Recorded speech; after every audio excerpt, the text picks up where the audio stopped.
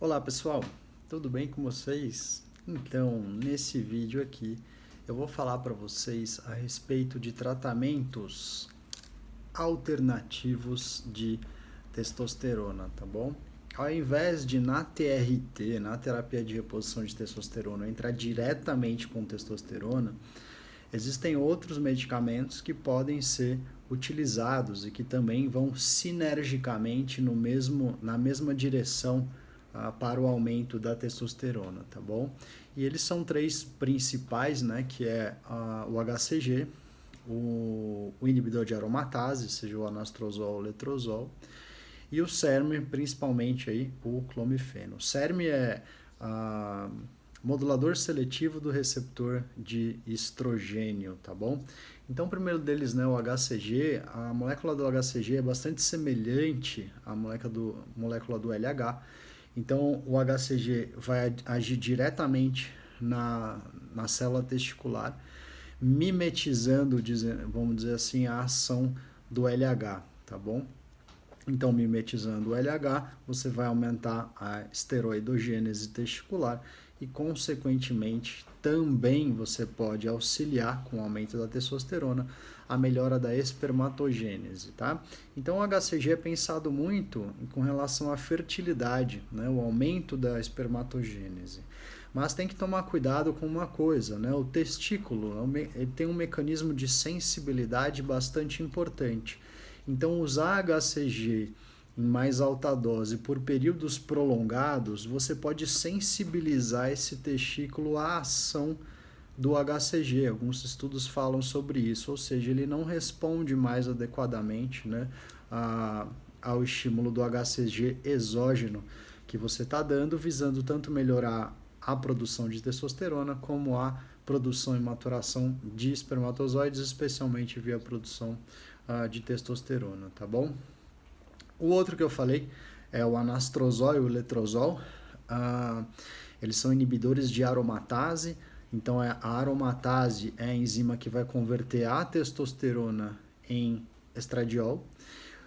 Ou seja, se eu tiver uma atividade de aromatase muito alta, por exemplo, por conta de um aumento do tecido adiposo e o aumento do volume do tecido adiposo, você vai acabar aumentando a ação da aromatase, porque essa enzima está presente no tecido adiposo, então você vai aumentar a conversão, ou seja, a testosterona é roubada para ser transformada em estrogênio, tá bom? Então você brecar um pouco essa via com anastrozol, por exemplo, pode ser bastante interessante, tá?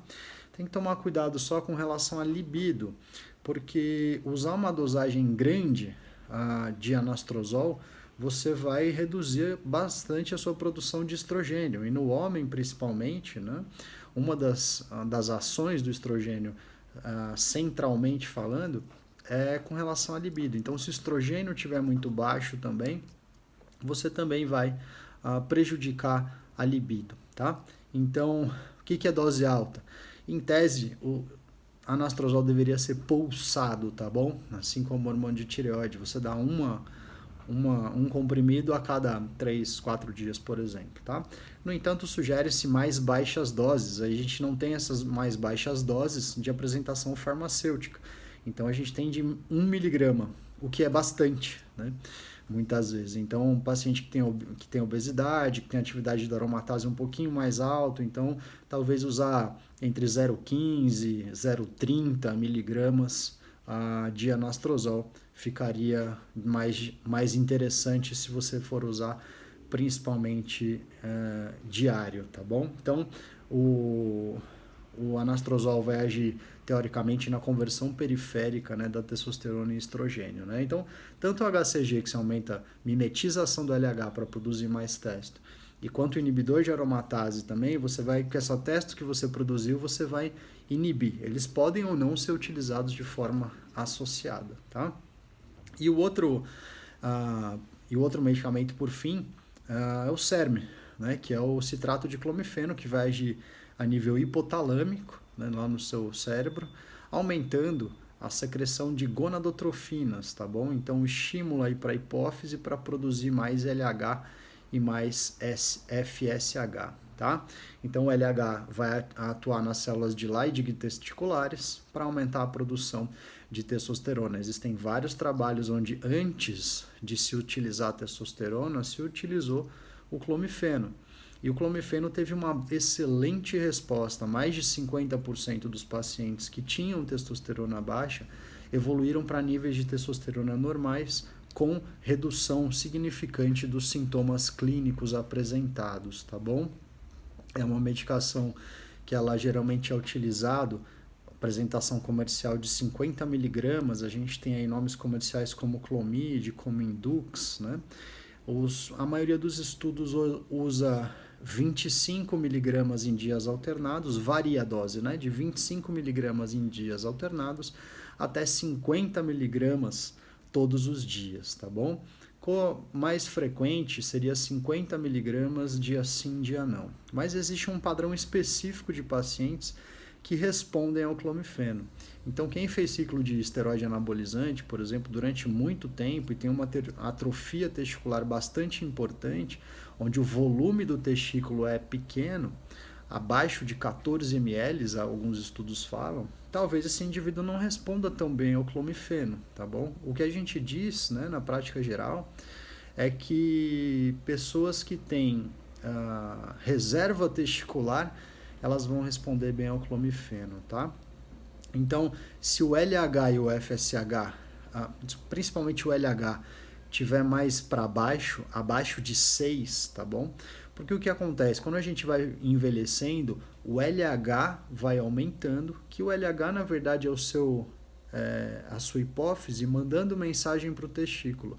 Como você está envelhecendo, ela tem que mandar mais mensagem para o testículo começar a produzir, tá bom? Seja por uma falência testicular, por exemplo, o testículo já não produz tanta testosterona. Então, a tendência com o envelhecimento é que a testosterona caia e o LH suba também. Existe até um mecanismo de resistência que é bastante complicado do ponto de vista bioquímico, mas a tendência é que o LH aumente e a testosterona caia, tá? Então, se o LH, né, não adianta eu dar um medicamento, como por exemplo o clomifeno, com o objetivo de aumentar a secreção de LH para estimular o testículo. Por quê?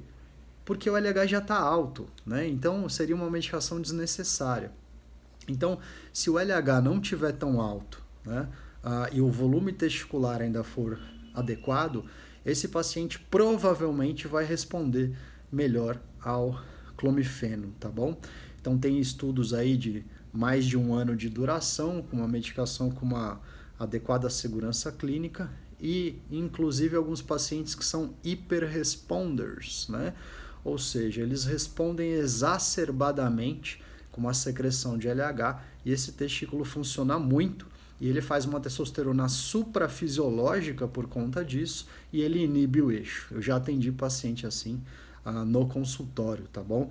Onde 50 miligramas de clomifeno dia sim, dia não, gerou uma testosterona de perto de 1.400 com a inibição do eixo, tá? E aí tive que retirar a medicação e, de novo, reduzir essa dosagem e readaptar essa dosagem de medicamentos, tá bom? Então, são alternativas aí, existem várias vantagens. Então, por exemplo, né, o clomifeno, ele é vantagem muitas vezes a testosterona, porque o clomifeno não age na medula, não age no rim, aumentando o número de glóbulos vermelhos. Então ele consegue estimular o testículo a produzir testosterona de uma forma, entre aspas, tá bom? Mais natural, apesar de ser um medicamento, e não estimula a eritropoiese, o aumento de células vermelhas. Então, estudos comparativos entre reposição de testo e uso de clomifeno, ambos aumentaram a testosterona endógena de uma forma semelhante, mas o clomifeno foi vantagem para diminuir, para não aumentar tanto a produção de células vermelhas, que é um potencial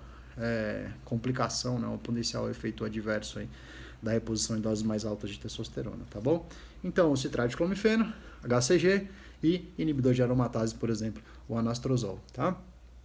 Se você gostou desse vídeo aqui, se inscreve lá no meu canal do YouTube, que lá também vai estar vários vídeos, e fica ligado que semana que vem tem o lançamento do curso online de TRT, Terapia de Reposição de Testosterona, que tem mais de 18 aulas, tem mais de 2 bônus, tem mais de 6 horas de curso, e o carrinho vai ficar aberto só por pouco tempo, tá bom? Então, um abraço.